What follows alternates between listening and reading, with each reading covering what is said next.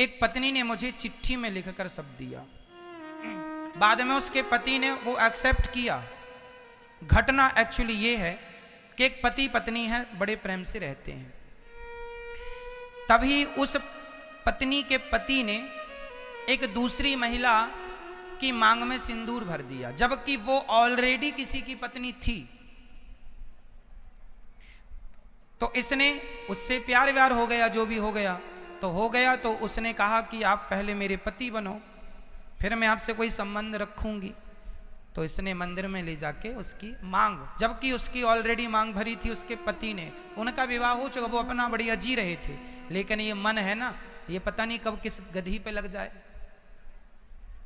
मन लगा गधी से तो परी किस काम की, कहावत तो सब जानती हैं। मन की बातें हैं, इसलिए भगवान ऐसे गंदे विचारों से, गंदे मन से बचाए। उस दिन, जिस दिन मन बिगड़े उस दिन अच्छा है कि मर जाएं। मर जाना अच्छा है, पर गंदा मन लेके समाज में जीवन जीना अच्छा नहीं है। ये मेरा अपना सिद्धांत है। यदि मन बिगड़े तो उस दिन मृत्यु ही हो जाए, मर ही जाए, वो अच्छा है। तो वो एक स्त्री मंदिर में ले जाके इन्होंने मांग वांग भर दी और संबंध में रहने लग गई। अब इसकी पत्नी को पता चला, तो पत्नी बोले कि तुम दूसरी स्त्री से संबंध क्यों रखते हो, मैं तुम्हारी पत्नी हूं। तो इसने बोला ये भी मेरी पत्नी है। तो पत्नी बोली ये कैसे, ये तो फलाने की पत्नी है। उसका पति जरा भोला था, तो उस भोले पति को ये बेवकूफ बनाती रहती थी, होशियार पत्नी। अब हुआ ये कि ये इसकी जो घर की पत्नी थी, घरवाली, ये तो बड़ी रोए। अब कोई भी महिला हो अपने पति को पर नारी के संग देखेगी तो स्वाभाविक है बोलेगी, उसका अधिकार भी है। वो बेचारी, वो भी सज्जन पत्नी, बोल ही सकती है।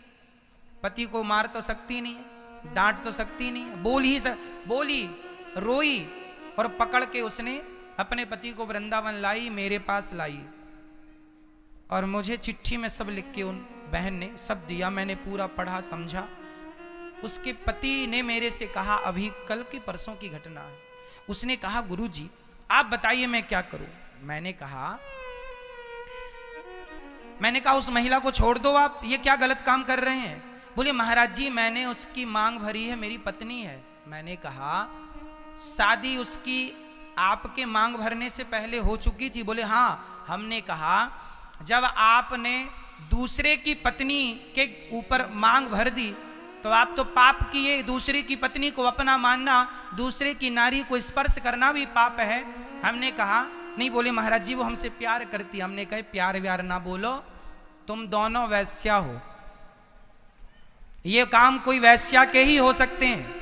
वो अपना पति छोड़ के तुम्हारे संग संबंध रख रही है और तुम अपनी पत्नी, सुंदर सी पत्नी जो कि पतिव्रता है, आज तक चाहती तो वो भी किसी दूसरे पुरुष से संबंध रख लेती, पर नहीं, उसने फिर भी तुम जैसे नालायक के संग गुजार रही है नरक की जिंदगी।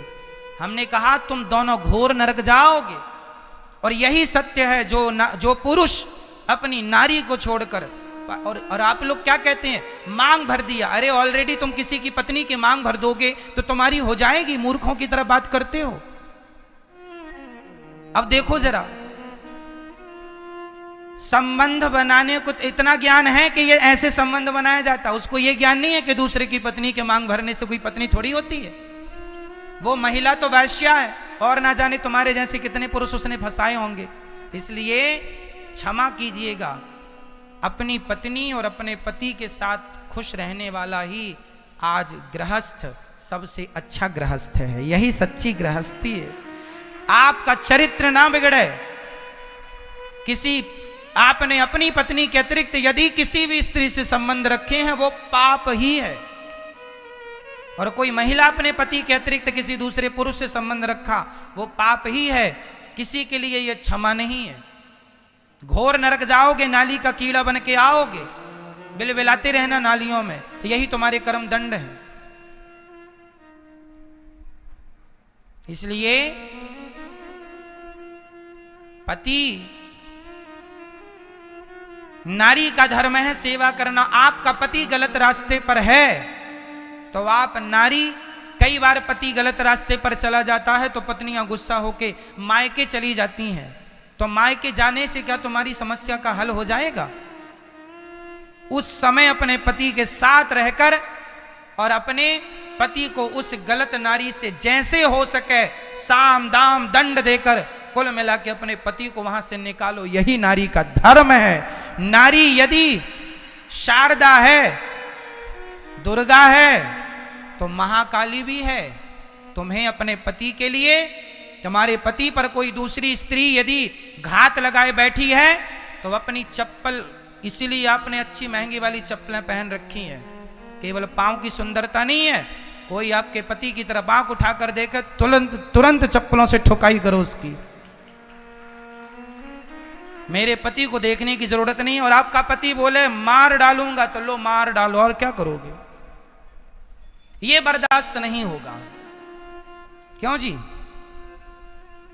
यदि नारियों की सबसे बड़ी कमी बताऊं, गलती बताऊं, तुम्हारे पति का कुछ भी हुआ, तुम छोड़ के मायके चली गई, तो मायके जाने से तो वो तो चाहती ही था तुम टरो, जाओ हम यहां ऐश करें, तो वो तो और घर में ले आएगा और ना जाने कितनों को ले आएगा। वो तो चाहते ही है। इसलिए तुम्हें इस समय अपने पति का साथ देना होगा। तुम्हारा पति गलत रास्ते पर है तो उस स्त्री का आप कंप्लेंट कीजिए थाने में, कानून का सहारा लीजिए। कानून ना माने तो फिर आपकी चप्पल कहां चली गई? बातों से ना माने तो लातें सब जगह चलती हैं। बातें नहीं तो बोलो। नहीं बोल पा रही, तुम बोल नहीं पा रही हो, तुम मारोगी क्या? तुम्हारे पति को ऐसी कोई बरगला के ले जाएगा, तुम देखते रह जाना। अपने पति की रक्षा किया करो, ये नारी का धर्म है। नारी पुरुष का सबसे बड़ा सुरक्षा कवच उसकी पत्नी हुआ करती है, ये याद रखो। पति का सबसे बड़ा सुरक्षा कवच कौन है? बोलो। नहीं बोल पा रही है मेरी माताएं, तुमसे नहीं होगा, हमें लग रहा है। यदि तुम्हारा पति गलत रास्ते पर है तो सही रास्ते पर लाना तुम्हारा धर्म है या नहीं? बस ये बताओ। तो बातों से माने, तुम्हारी पड़ोसन तो बातों से मनवा लो। पहले किससे? बातों, मान जा बहन मान जा। नहीं माने तो जोर से, लातों से। कुल मिला के तुम्हारा घर ना बिगड़े, इसका ध्यान रखो।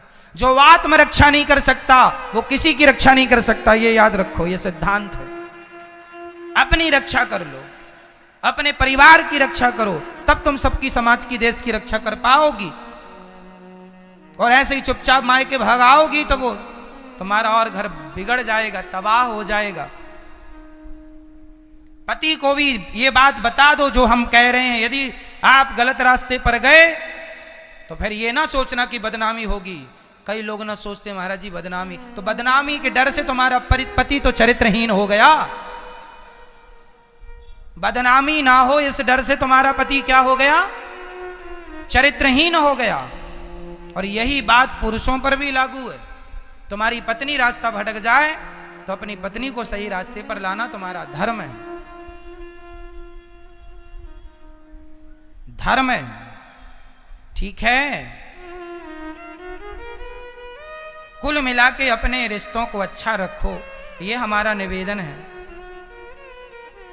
अपने पति को छोड़कर यदि स्त्री दूसरे पुरुष से विवाह कर भी लेती है तो क्या भला, क्या गारंटी कि जो कल तुम्हें दूसरा मिलेगा वो तुम्हें बड़ा अच्छा मिलेगा? कौन लेगा इस बात की गारंटी?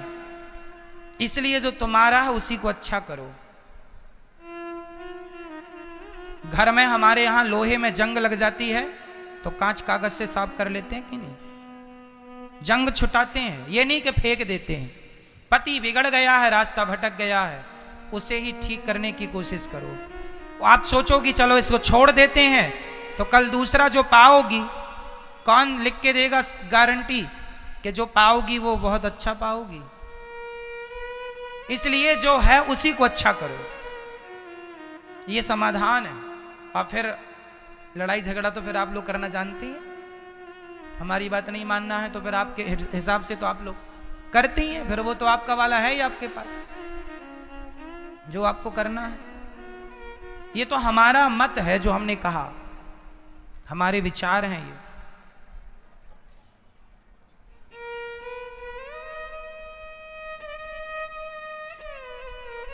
अब आप कहो महाराज जी हमारा पति तो बड़ा गलत रास्ते पर है, तो ठीक करो, नहीं तो फिर शास्त्र आपके लिए एक बात कहता है, मैं एक कथा सुनाता हूं। पति का किया कर्म पति भोगेगा, पत्नी का किया पत्नी भोगेगी। पति रास्ता भटक गया है, पत्नी ने दूसरी नारी से संबंध रख लिया है, तो क्या हम भी दूसरे पुरुष से रख लें? यदि हम भी रख लेती हैं तो फिर उसमें और हम में अंतर क्या रह जाएगा?